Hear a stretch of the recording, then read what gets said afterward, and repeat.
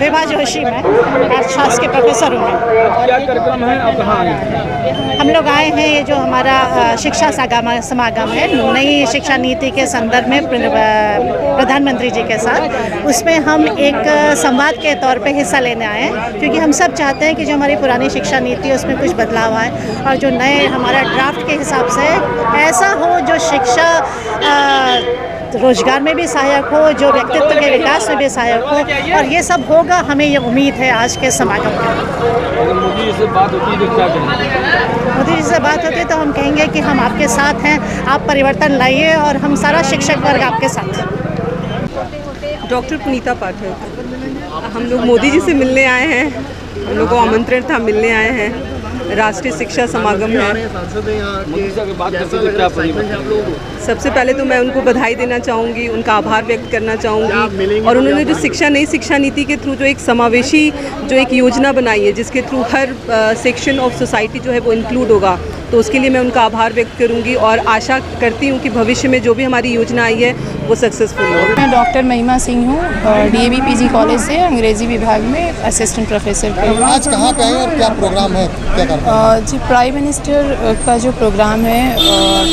माननीय मोदी जी का, हम लोग उसमें आए हैं और जो नई शिक्षा नीति पर बात करने वाले हैं मोदी जी, हम सब उसमें हिस्सा लेने के लिए उत्सुक हैं।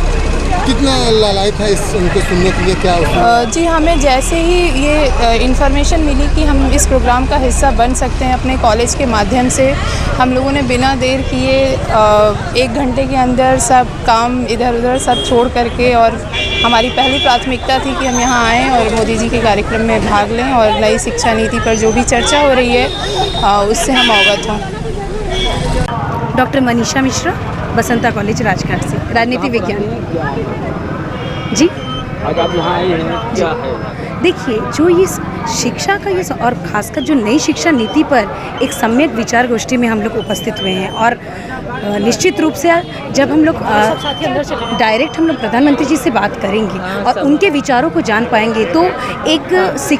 शिक्षिका होने के नाते भावी युवा पीढ़ी के व्यक्तित्व निर्माण, उनके प्रॉपर स्किल डेवलपमेंट हो सके, उनको ट्रेनिंग कैसे देना है ताकि वो एक उज्जवल भारत की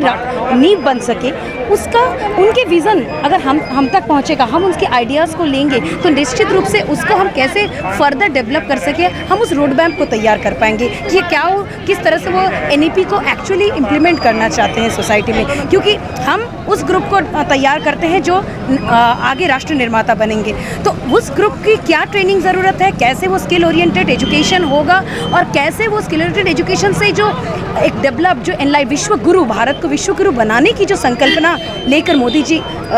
ने संकल्प लिया है, और उसके लिए वो कार्यरत है, और इसीलिए नई शिक्षा नीति जो 1986 के बाद एक बहुत बड़ा ड्रास्टिक चेंज लेके 2020 में आया है, तो ये कैसे इम्प्लीमेंट हो ग्राउंड लेवल पर, इस पर विचार गोष्ठी होगी। और निश्चित रूप से ये एक इंटरैक्टिव सेशन होगा शिक्षकों का और देश के